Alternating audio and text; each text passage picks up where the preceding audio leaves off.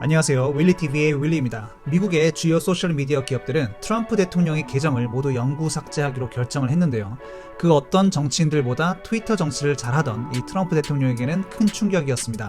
트위터를 비롯한 페이스북, 인스타그램과 같은 주요 SNS 기업들이 자체 판단으로 계정 삭제 결정을 내리면서 미국 내에서는 다시 한번 IT 기업들과 정치계가 전쟁을 벌이는 모양새입니다.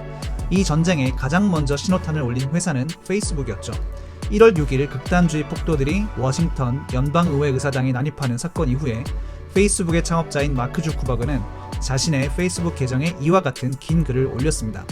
페이스북 측은 대통령이 우리의 서비스를 계속 사용하도록 하는 것은 위험이 너무 크다라고 판단했다고 하면서 최근 대통령의 영상들까지도 모두 삭제했다고 밝혔죠. 트위터의 경우에는 트럼프 대통령의 계정은 물론이고 그의 정치 동료들과 극성 지지자들을 포함해서 약 7,000개의 계정을 삭제했다고 밝혔습니다. 이유는 이들의 게시물들의 폭력을 부추기는 위험한 표현들과 부정선거 음모론을 퍼뜨리는 내용이 많았기 때문이었다고 밝혔죠.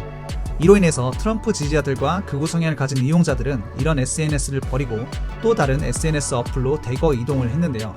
바로 팔러입니다. 이 팔러 어플리케이션은 11월 대선 이후에 미국에서 가장 많이 다운로드된 어플로도 기록이 되어 있습니다. 2018년에 만들어진 이 어플은 2020년까지만 해도 사용자 수가 100만 명이 되지 않았었는데요.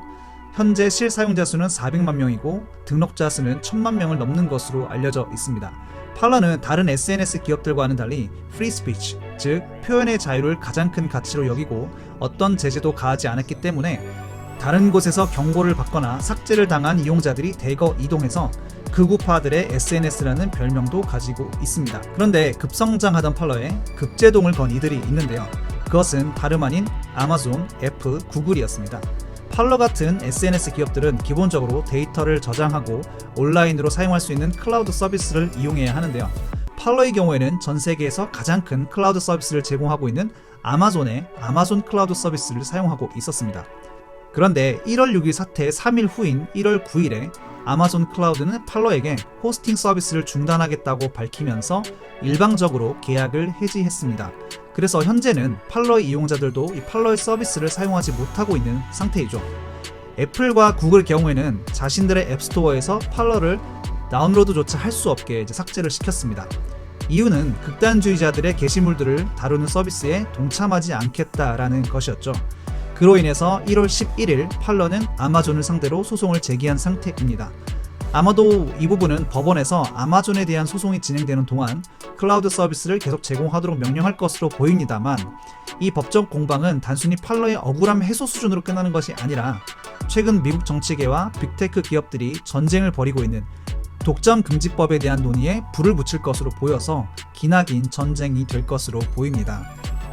팔러의 최고 경영자인 존 매츠 역시 아마존, 구글, 애플 등이 SNS 경쟁사를 없애기 위해 의도적으로 단합해서 팔러를 공격하고 있다라고 주장을 했습니다. 그래서 우파 지지자들에게 정치적 프레임을 제공한 것이죠. 다시 원점으로 돌아와서 이 사건을 통해 지금 현재 미국 사회와 전 세계에 던지는 화두는 이윤 창출이 목적인 소셜미디어 사기업들이 국민들의 투표를 받아 당선된 정치인들의 발언이나 행동에 대해서 자체적으로 판단하고 활동을 금지시키는 일들이 앞으로도 계속 이뤄질 것인가 입니다. 만약에 표현의 자유를 들어서 SNS 기업 경영진에게서 이런 결정권을 박탈한다고 한다면 그 결정권은 또 누구에게 맡길 것인가 라는 질문을 던지게 됩니다. 트위터의 경우 최근 몇 년간 8천만 명이 넘는 팔로우를 거닐면서 트위터라는 어플리케이션에 몸집을 불려준 이 트럼프 대통령의 계정과 7,000개의 계정을 삭제시킨 것이 비즈니스 측면에서 옳은 결정이었나? 라는 질문도 투자자들 사이에서 논란이 되고 있는데요. 현재 미국 같은 민주주의 사회에서 그 어떤 정치 세력이든 어떤 명분이든 국회를 무력으로 점거하고 사망자가 발생하는 사태를 일으킨다면 사회적 책임과 법적 책임을 지는 것은 당연하겠죠. 폭력을 통한 의사결정에 동의할 사람은 아무도 없을 것입니다. 위법자들은 법적인 처벌을 받아야 하겠죠. 문제는 앞으로 이 IT 기업들에게 뉴스를 필터링할 수 있는 권한을 계속해서 줄 것인가? 페이크 뉴스와 리얼 뉴스를 판단할 수 있는 권한을 줄 것인가?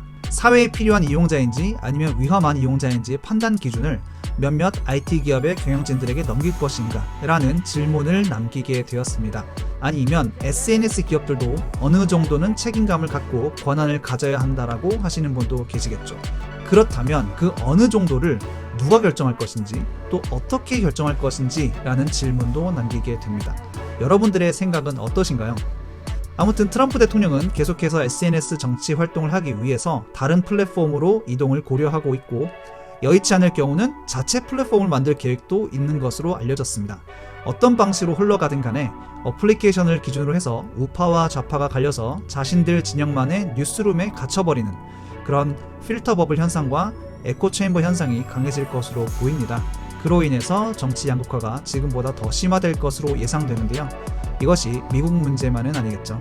이상 1월 6일 워싱턴 사태와 SNS 기업들 그리고 트럼프 대통령 사이에서 일어나고 있는 일들을 정리해봤습니다. 모두 좋은 하루 되시고 저는 윌리TV의 윌리였습니다. 감사합니다.